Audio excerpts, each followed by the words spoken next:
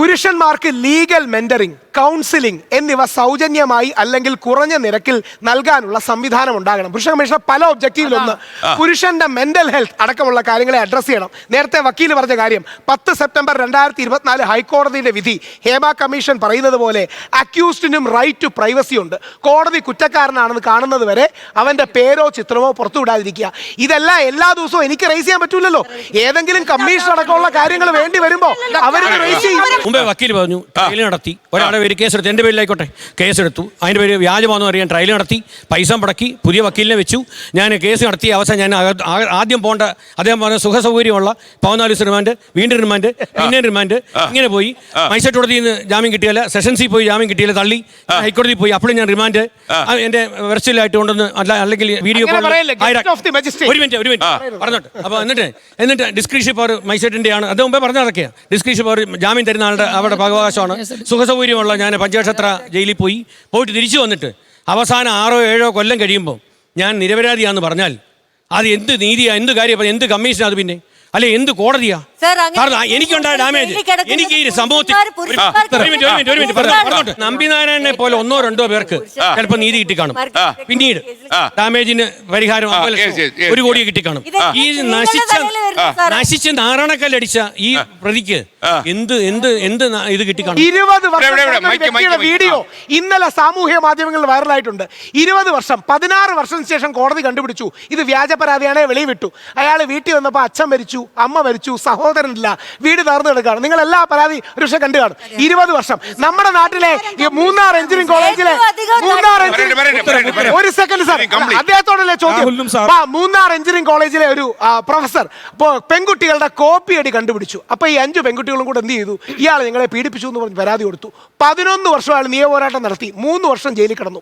രാം തിവാരി എന്ന കേന്ദ്രീയ വിദ്യാലയത്തിലെ അധ്യാപകൻ 7 വർഷം പ്രഗ്നന്റ് ആക്കി അബോർട്ട് ചെയ്യിപ്പിച്ചു എന്ന് ജയിലിൽ കിടന്നു. കോടതി കണ്ടെത്തി പ്രഗ്നന്റും ആയില്ല, റേപ്പ് ചെയ്തിട്ടില്ല, അബോർട്ട് ചെയ്തിട്ടില്ല എന്ന്.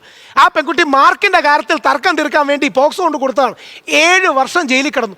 ഇതേപോലെ വ്യാജ പോക്സോ ഒക്കെ കിട്ടി നമ്മുടെ മക്കൾ 20 വർഷം ജയിലിൽ കിടക്കുമ്പോഴേ നമുക്ക് അതിന്റെ വേദന അറിയാം.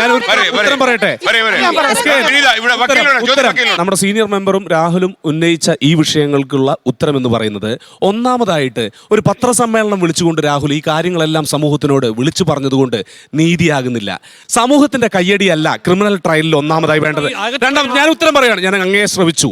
എൻ്റെ രണ്ടാമത്തെ പോയിന്റ്, പുരുഷ കമ്മീഷൻ നേരത്തെ മേഡം പറഞ്ഞതുപോലെ ഇറ്റ് ക്രിയേറ്റ്സ് മോർ കൺഫ്യൂഷൻ. അതൊന്നിനെയും കൺവിൻസ് ചെയ്യിപ്പിക്കുന്നില്ല. മൂന്നാമതായിട്ട് നിങ്ങൾ ഈ ട്രയൽ അക്യൂസിറ്റോറിയൽ സിസ്റ്റത്തിൽ നിന്ന് വ്യതിചലിച്ചുകൊണ്ട് ജനങ്ങളുടെ ഒരു കോപ്രായമായി മാറിക്കൊണ്ട് മാത്രം സഞ്ചരിക്കുമ്പോൾ ഇത് എവിടെ എത്തിച്ചേരും?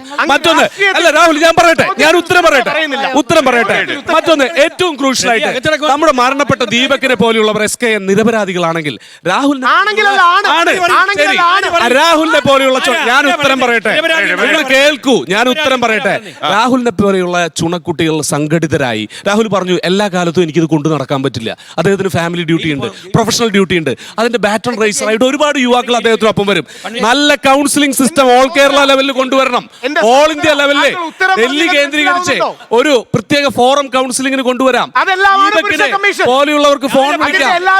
അവരേക്ക് അതിനൊന്നും ഉത്തരം ഒരു കമ്മീഷൻ അല്ല, അതൊരു കമ്മീഷൻ അർദ്ധ ജുഡീഷ്യൽ സംവിധാനമാണ്. നമുക്കൊരു ഫാൾട്ട് പ്രൂഫ് ആയിട്ടുള്ള സിസ്റ്റം ഉണ്ടെങ്കിൽ വക്കീൽ പറയുന്നത് എല്ലാം നല്ലതാ. ഇവിടെ ജയിലിൽ കിടന്നവർ എന്ന് പറഞ്ഞിട്ട് നിരപരാധികൾ, ഒരു സെക്കൻഡ് മേഡം, ജയിലിൽ കിടന്ന നിരപരാധികൾ എന്നൊരു പരിപാടി പോയി.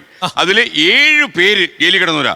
ചാലക്കുടിയിലെ ഷീലാ സണ്ണി അതിലില്ലായിരുന്നു. അവർ 72 ദിവസമാണ് കിടന്ന്. 72 ദിവസം കിടന്നിട്ട് കോടതി കണ്ടെത്തി അവരുടെ പേരിൽ ഒരു ആരോപണവും ഇല്ല, അവരൊരു കുറ്റവും ചെയ്തിട്ടില്ല, അവരെ ഇറക്കി വിട്ടു. അവർക്ക് ജീവിതത്തിൽ നഷ്ടപ്പെട്ടു പോയി അവഹേളനം, 72 ദിവസം മാനക്കേട്.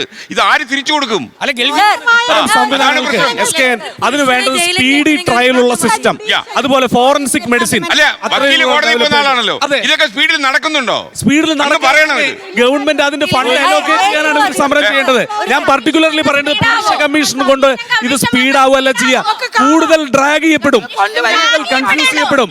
കുട്ടികളുടെ കസ്റ്റഡിക്ക്, കോ പാരന്റിങ്ങിന് ഒക്കെ സാധ്യതകൾ നിലനിൽക്കുന്ന യുവാക്കൾക്കിടയിൽ പുരുഷ കമ്മീഷനും വനിതാ കമ്മീഷനും ഇടയിൽ ഊഞ്ഞാലാട്ടമാവുകയാണോ നിങ്ങളുടെ സങ്കല്പം?